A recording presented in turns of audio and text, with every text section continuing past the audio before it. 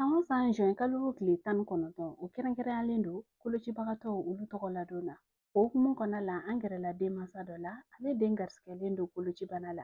Ni muso in ale cɛsirilen don fɛnɛ, ni bana in kɛlɛli hukumu kɔnɔna la, ale ye gafe dɔ sɛbɛn koloci bana kan. An ka jɛ ka kara tan de la lamɛn. Defɛn bana yɛrɛ n'an bɛ fɛ k'a dɔn fɔlɔ an ka dɔn ko bana in joli bana de don. Joli bana sugu jumɛn don? A bɛ fiɲɛta bana i n'a fɔ sisan ni couple bɛ yen nɔ n'a y'a sɔrɔ drépanocytose tɛrɛ bɛ ba ni fa la, donc forcément den dɔ bɛ sɔrɔ min bɛ kɛ SS ye. Donc SS ye jumɛn ye? Forme jugumanba de don drépanocytose la. Donc pour que den ka sɔrɔ a bɛ sɔrɔ o sira de fɛ. Ne ye livre sɛbɛn drépanocytose kan parce que den drépanocytaire dɔ bɛ ne yɛrɛ bolo. San 5 de b'a bolo ni Ala ye kalo kura jira n na a bɛ san 6 sɔrɔ. Donc être mère d'enfant drépanocytaire n y'o sɛbɛn pour rendre hommage à toutes les mères parce que déjà denbatigiya ma nɔgɔn. Kuma tɛ ni i kɛra denbatigi ye ko banabagatɔ b'i bolo, donc o fana ma nɔgɔn dɔɔni quoi. Donc o de la n ye sɛbɛnni kɛ o kan. A manifestation ma nɔgɔn mais déjà n'i y'a jateminɛ drépanocytaire ninnu olu ka crise bɛ sɔrɔ cogoya jumɛn fɛ? N'o y'a sɔrɔ sisan fièvre bɛ to ka k'u la kuma bɛɛ. A dɔw bɛ yen nɔ fièvre bɛ k'u la, a dɔw fana filɛ nin ye anémie de bɛ k'u la. Anémie yɛrɛ y'a signe majeur ye surtout drépanocytaire SS bolo parce que joli de bɛ ban joona. O joli bɛ ban joona wa wagati kɛrɛnkɛrɛnnen fana b'a la parce que a bɛ kɛ mɔgɔ caman kɔnɔ ko nɛnɛ wagati ou bien samiya wagati de bana in bɛ juguya. Or n'an ye funteni ta forte chaleur ninnu wagati den bɛ déshydraté joona, ji bɛ ban farikolo la. Donc o ji min bɛ ban farikolo la o b'a to a joli bɛ ban joona. Donc o wagati fana man ɲi o ma dɔɔni. Daminɛni yɛrɛ la fɔlɔ ne yɛrɛ kun t'a dɔn ko o de kun b'a la. Depuis ne bɛ a dabɔ wagati min na o ye wagati ye min na den da kan ka dege dumuni caman na. O dun y'a sɔrɔ sin dɔrɔn de kun ka di ale kun tɛ foyi fɛ. Donc a dabɔtɔla ka nɛgɛ nɛgɛ ka don dumuni na o wagati de la a y'a daminɛ ka signe yira. Signe yira la mais o fana la ne kun t'a dɔn ko o bana in de don. Ni timinandiya yɛrɛ tɛ puisque a bɛ to ka anémie de kɛ kuma bɛɛ. Donc n'an taara n'a ye an ka kɛrɛfɛ dɔgɔtɔrɔso ninnu la ou bien centre de référence la u b'a fɔ ko anémie b'a la. Donc o anémie ne yɛrɛ de nana sigi ka lajɛ n ko kuma bɛɛ anémie kuma bɛɛ anémie o kuma fɛn wɛrɛ t'a la min t'o ye.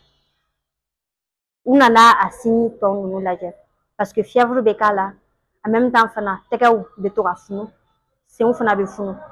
Kuma dɔ la yɛrɛ a b'a jɔ ka kasi k'ale tɛ se ka tagama. Donc an ko e tɛ se ka tagama mun de b'i la? Donc an y'an to de fɛ ka sɔrɔ ka taga ka bilan complet kɛ ani k'a ka électrophorèse kɛ parce que drépanocytose signe dɔ fana min tɛgɛw ni senw bɛ to ka funu. O fana ye signe dɔ ye min b'a yira ko o bana in b'a tigi la. An kɛlen k'o de kɛ o de kɛra positif ye. Positif dama fana tɛ a bɛnna ni forme jugumanba ye ko SS de y'a forme jugumanba ye. Ko fɔlɔ la yɛrɛ ko den n'a ka prise en charge ma kɛ joona yanni a bɛ san 5 sɔrɔ o mortalité kun ka ca kosɛbɛ. Mais ni den min ka prise en charge daminɛna joona avec l'avancée des progrès scientifiques et techniques donc a ka ca Ala fɛ a bɛ se ka crise caman kunbɛn o sen fɛ. A bɛ gɛlɛya dɔw s'an ma puisque hali n'a donna école la chaque fois rendez-vous de bɛ k'a bolo wa ni crise wulila fana a bɛ cours caman jɛ mais n'ale y'o jɛ kɔfɛ a bɛ tila ka rattraper. Gɛlɛya caman bɛ sɔrɔ furaw la parce que n'i taara dɔgɔtɔrɔso yɛrɛ la fura dɔw bɛ yen nɔ olu bɛ sɔrɔ gratuitement mais olu fana bɛ sɔrɔ sur rendez-vous i n'a fɔ sisan 2 fois par an a bɛ degun lase ne ma parce que ni den ye crise kɛ je suis obligée hali n'a y'a sɔrɔ rendez-vous ni fɛn o fɛn bɛ ne bolo ne b'a bɛɛ annuler pour que n ka se ka taga n'a ye dɔgɔtɔrɔso la. Kuma dɔw la fana yɛrɛ ni n bɔra n'a ye dɔgɔtɔrɔso la 2e ou bien 3e jour ninnu na ni rendez-vous bɛ ne bolo ne bɛ taga n'a ye nɔfɛ. Kuma dɔw la ni maison la presse la ne n'a bɛ na olu bɛ kɛ mais o sugu ka bɛn fana chef ɲuman b'i bolo min bɛ faamuyali kɛ parce que n'i ma bɛn ni mɔgɔ ye min tɛ faamuyali dɔ kɛ i tɛ se ka mɛn baara la parce que n'a fɔra ko sɔnsɔnni e de bɛ taga dɔgɔtɔrɔso la sɔnsɔnni permission bɛ bolo ka taga n den dɔgɔtɔrɔso la a tɛ faamuya f'i ka bɛn ni mɔgɔ hakilima ye min bɛ se k'i bila i place la ka dɔn ko maladie chronique de don a crise ninnu a tɛ suda ni ne yɛrɛ bɛ bɔ don o don ne bɛ appel de kɔnɔ a kɛra so ye a kɛra ekɔliso ye u bɛ n wele k'a fɔ ko i den bɛ ka crise kɛ don o don ne bɛ bɔ ni o jɔrɔ de o diɲɛ don o don ne bɛ se ka wele kan ɲɛsin bɛɛ lajɛlen ma d'abord u k'a essayer mɔgɔ min bɛ o situation la k'u faamuya fɛn bɛɛ tɛ se ka kɛ préjugé ye n'i ye mɔgɔ caman lajɛ olu b'a fɔ ko drépanocytose filɛ nin ye bana min don denbatigi ye terejugu ye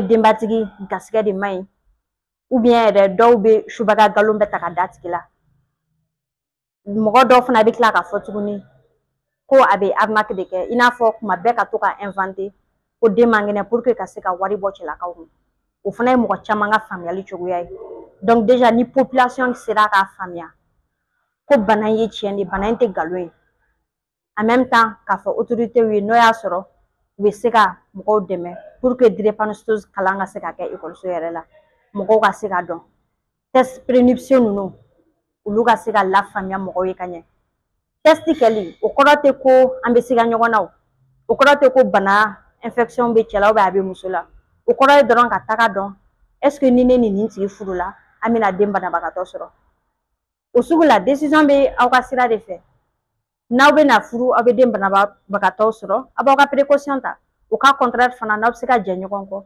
bɛɛ bɛ taga a ka côté la ka furu mɔgɔ ma ani min bɛ se ka den kɛnɛma sɔrɔ en même temps fana n bɛ se ka min fana fɔ u k'an dɛmɛ fana prise en charge sira fɛ ka se ka furaw nɔgɔya halisa u bɛ dɛmɛ la dɛ mais halisa u ka dɔ fara dɛmɛ kan pour que somɔgɔw bɛɛ ka se ka wasa cogoya min na